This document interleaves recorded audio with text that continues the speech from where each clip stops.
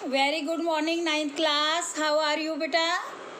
कैसे हो? सही हो बेटा? कल मैंने आपको प्रश्न करवाए थे, समझ आ गए सभी को? कौन से पाठ के कल करवाए थे मैंने? दुक्खाधिकार पाठ के करवाए थे ना।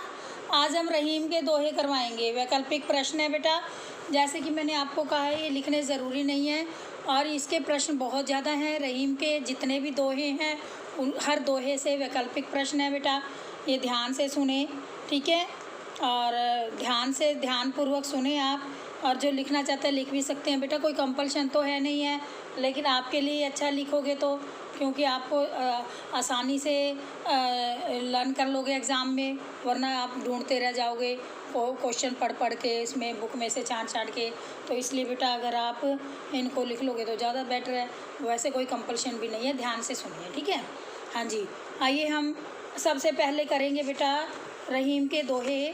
प्रश्न है फर्स्ट, प्रश्न पहला है रहीम, ये कल भी आपको शायद बोले थे, वीडियो में बताए गए हैं, लेकिन आइए इसको दोबारा से रिवाइज कर लेते हैं और पीडीएफ में स्टार्टिंग से आपको भेजे जाएंगे, ठीक है? रहीम ने किस धागे की कभी ना तोड़ने के लिए कहा? किस धागे को तोड़ने के लिए कहा बेटा? कच्चे, सच्चे, प्रेम के या नफरत के? प्रेम के धागे को, ठीक है? प्रेम के धागों को कभी भी ना तोड़ने के लिए कहा है।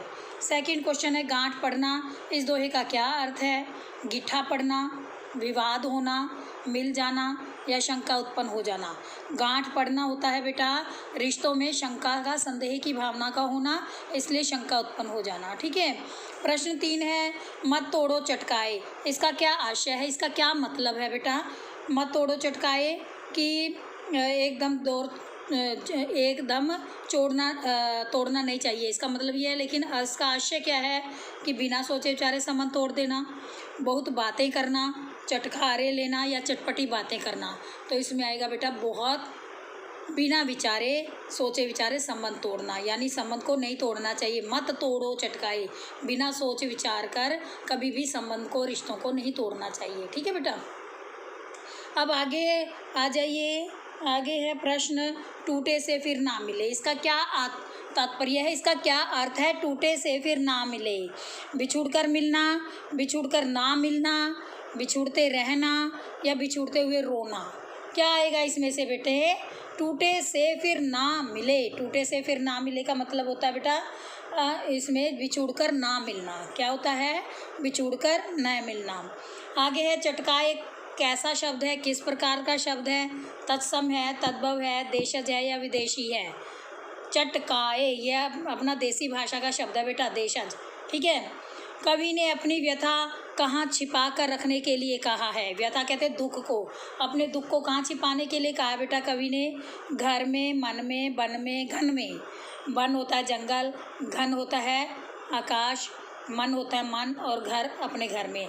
तो इसमें आएगा अपने मन में, अपने मन में अपने ही दुख को छिपाकर ही रखना चाहिए, किसी के आगे प्रकट नहीं करना चाहिए। नेक्स्ट है अठिले हैं से तात्पर्य है, यानी क्या तात्पर्य है? अठिले हैं, आठ लेना, मन मारना, मजाक उड़ाना, मिलकर बैठना। तो क्या आएगा इसमें? इसमें आएगा मजाक उड़ाना, यानी हंसी मजाक उड़ाना, उपहास करना किसी का, मजाक उड़ाना अठिले हैं। क्वेश्चन नेक्स्ट, लोग दूसरों का कष्ट क्यों नहीं बांटना चाहते? सब अपने में सुखी हैं, सबके अपने अपने दुख हैं, कोई किसी से संबंध नहीं रखता है या सब स्वार्थी हैं? तो क्या आएगा इसमें बेटा? सबके अपने अपने दुख हैं। लोग दूसरों का कष्ट क्यों नहीं बांटना चाहते बेटा?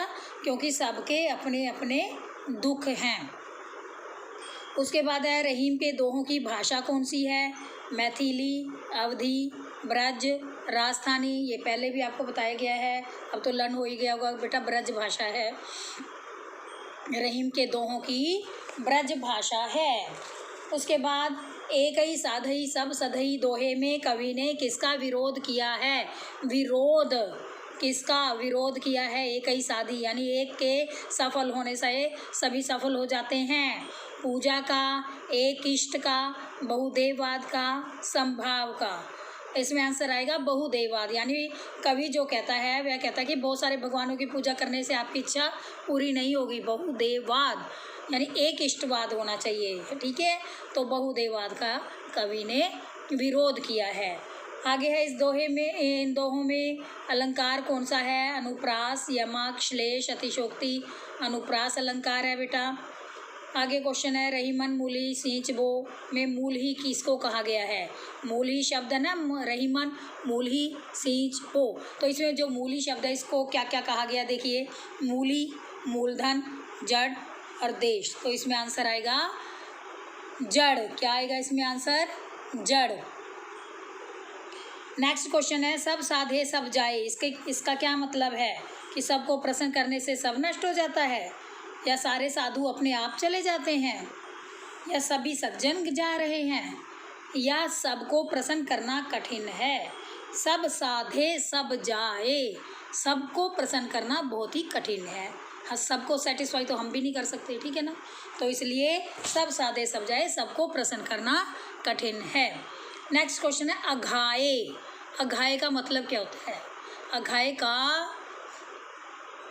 अघाए शब्द का अर्थ क्या है? अघाए का मतलब है आ जाना, तृप्त होना, संतृप्त होना या नष्ट होना। इसका उत्तर आएगा बेटा तृप्त होना। क्या आएगा? तृप्त होना। ठीक है। अब इन दोहों में संदेश कौन सा छिपा हुआ है बेटा? समय की मार, जीवन संघर्ष, आत्मनिर्भर, पराश्रित। संदेश क्या छिपा हुआ है? कि समय की मार। समय की मार है जो मनुष्य की बुद्धि कुबुद्धि में बदल जाती है। ठीक है। अवध नरेश किसको कहा गया बेटा? अवध नरेश तो दशरथ भी थे, भरत भी थे, रघु भी थे, श्री राम भी थे। तो इसमें अवध नरेश श्री राम को कहा गया है।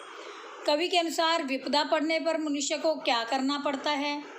मनुष्य को क्या करना पड़ता है बेटा? विपदा पड़ने पर वह घबरा जाना पड़ता है, या भटकना पड़ता है, या किसी की दूसरे की शरण में जाना पड़ता है, या बहुत काम करना पड़ता है। तो क्या आएगा बेटा इसमें? विपदा पड़ने पर मनुष्य को किसी दूसरे की शरण में जाना पड़ता है। ठीक है। क्वेश्चन, चित्रकूट क्या है बेटा? एक महल, एक प्रदेश, एक मंदिर, एक नगर। चित्रकूट क्या है? एक नगर। ठीक है। आगे क्वेश्चन है चित्रकूट में रमी रहे। इसमें अलंकार क्या होगा बेटा? र का है, इसलिए यहाँ पर देखो मानवीकरण, अनुप्रास, अतिशोक्ति, उपमा। आप समझ गए होंगे, अनुप्रास अलंकार है। आगे दीर्घ दोहा अर्थ के आखर थोरे आही। ये जो दोहा है बेटा, इसमें कौन सी विशेषता का वर्णन किया गया है? दोहे की, चौपाई की, अर्थ की या श्लोक की? इसमें बेटा दोहे की विशेषता का वर्णन है। किसका वर्णन है? दोहे की विशेषता का। ठीक है। अब कवि ने दोहे की तुलना किससे की है? नेता से, नट से, नंबरदार से या नजूमी से? ऐसे नट से की गई है दोहे की तुलना। नट, जैसे नट कुंडली में से सिमट कर चला जाता है, ऐसे ही दोहे के अंदर अर्थ बहुत विशाल होता है। ठीक है। आखर थोड़े से क्या मतलब है? कम आफत है, कम अखरता है, कम अर्थ है या कम अक्षर हैं? इसका आंसर आएगा कम अक्षर हैं। दोहे में अर्थ कैसे होते हैं? अल्प, न्यून, तुच्छ, व्यापक। अल्प का मतलब भी थोड़े होता है, न्यून का मतलब भी थोड़े होता है, तुच्छ का मतलब होता है नीचे, नीच, व्यापक का मतलब व्यापक स्तर, विस्तार से व्यापक। तो दोहे में अर्थ व्यापक होते हैं। क्वेश्चन नेक्स्ट, कीचड़ से भरे हुए जल की भी क्यों प्रशंसा करनी चाहिए?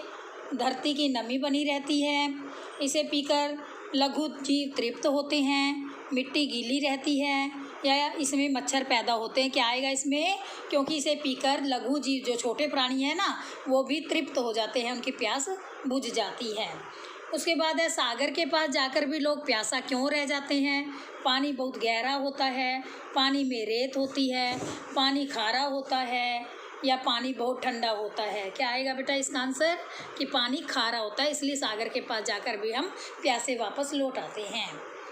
धनी रहीम पंक जल, धनी रहीम पंक जल, इस दोहे से हमें बेटा क्या संदेश मिलता है?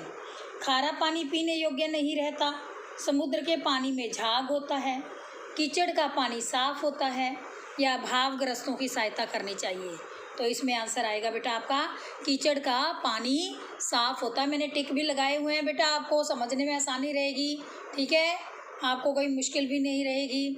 उसके बाद है अघाय शब्द से तात्पर्य क्या है। अघाय का 2 बार आया है, देखिए, एक है पूरी तरह से संतुष्ट हो जाना, पूरी तरह से असंतुष्ट, बहुत पाप करना या सभी पापों से मुक्त हो जाना। कौन सा आएगा इसमें? पूरी तरह से संतुष्ट हो जाना।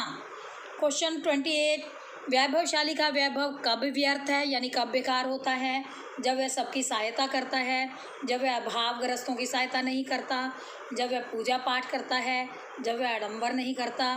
वैभव कहते हैं धन संपत्ति को बेटा, जो ऐश्वर्यशाली है, वैभवशाली है, अमीर लोग हैं, उनका धन किस काम आता है? कब बेकार होता है? यदि वह गरीब लोगों की सहायता नहीं करता। अभावग्रस्त होता है, जो कमी में है लोग, उसकी सहायता नहीं करता। ठीक है, अब आ जाइए बेटा क्वेश्चन नंबर 29। 29 क्वेश्चन है, जो किसी के गुणों की प्रशंसा नहीं करते वे किन से भी अधिक नीच है? चोरों से, लुटेरों से, हत्यारों से या पशुओं से? किससे हैं बेटा? पशुओं से नीच है। ठीक है। 30 क्वेश्चन, संगीत की मधुर ध्वनि पर रीझ कर कौन प्राण तक दे देता है? मृग, सिंह, गजराज, भालू। कौन देता बेटा? मृग। नाद से क्या तात्पर्य है? पशुओं के जल पीने का स्थान, संगीत के स्वर, शोर करना, चीखना, चिल्लाना। इसमें क्या आएगा बेटा? संगीत के स्वर आएगा। क्या आएगा इसमें? संगीत के स्वर। नाद का मतलब होता है संगीत के स्वर। क्वेश्चन 32, अनेक प्रयत्न करने पर भी कौन सी बात नहीं बनती? बड़ी, बिगड़ी, छोटी, घरेलू। कौन सी बात नहीं बनती? बिगड़ी हुई बात। यदि एक बार बात बिगड़ जाती है वो अनेक प्रयत्न करने पर भी नहीं बनती, नहीं दोबारा नॉर्मल होती। फटे हुए दूध से क्या नहीं बनता? पनीर, मक्खन, कलाकंद या रसगुल्ला। फटे हुए दूध से क्या नहीं बनता बेटा? मक्खन नहीं बनाया जाता। ठीक है, कलाकंद तो बन जाता है फटे हुए दूध से, लेकिन मक्खन नहीं बनाया जा सकता। पनीर भी फटे हुए दूध से बनता है, रसगुल्ला भी, लेकिन मक्खन जो है वह हमेशा अच्छे दूध से बनता है। कवि ने किस पर नियंत्रण रखने के लिए कहा है? मन, तन, प्राण, जीभ। किस पे है? जीभ पे, यानी हमें अपनी जीभ पर कंट्रोल करना चाहिए, नियंत्रण रखना चाहिए। बिना सोचे समझे बोलने से क्या होता है? बात बन जाती है, बात बिगड़ जाती है, बातों बातों में स्नेह हो जाता है, या बात दूर तक चली जाती है। क्या आएगा इसका आंसर? बात बिगड़ जाती है। ठीक है, तो किन का संपर्क पाकर छोटों की उपेक्षा नहीं करनी चाहिए? अमीरों का, नेताओं का, अभिनेताओं का, बड़ों का। देखो, इसमें छोटों की उपेक्षा का मतलब है कि छोटों को अनदेखा नहीं करना चाहिए। तो किन का संपर्क पाकर, किन के साथ रहकर? बड़ों के साथ रहकर। इसमें आंसर आएगा बेटा आपका बड़ों का। क्वेश्चन 37, कवि के अनुसार जहाँ तलवार काम नहीं आती वहाँ क्या काम आती है? बंदूक, तोप, सुई, छुरी। सुई काम नहीं आती, वहाँ सुई काम आती है जहाँ तलवार काम नहीं आती। लघु ना दीजिए डार, इसका क्या अर्थ है, क्या तात्पर्य है?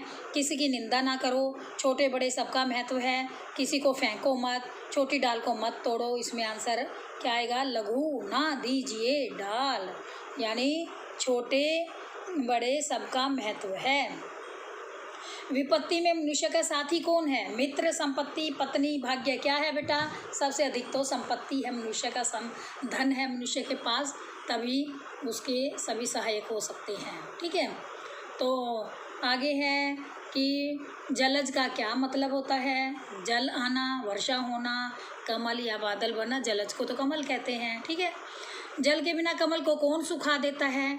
आंधी, ठंडक, वर्षा, सूर्य। कौन सुखाता है बेटा? सूर्य। ठीक है, संपत्ति मनुष्य को कैसा बल प्रदान नहीं करती? मानसिक, विपत्ति में, धार्मिक, मृत्यु से बचाने का। बेटे मृत्यु से बचाने का। संपत्ति जो है मनुष्य को मृत्यु से बचाने का बल प्रदान नहीं करती, यानी मनुष्य के पास जितना मर्जी धन हो, यदि उसकी मृत्यु आ जाए तो संपत्ति नहीं बचा सकती। ठीक है, राजा रंक सभी मृत्यु के ग्रास बनते हैं। जिसके पास संपत्ति नहीं है उसकी कौन सहायता करता है? कोई भी नहीं। शासन, भाग्य या धर्म।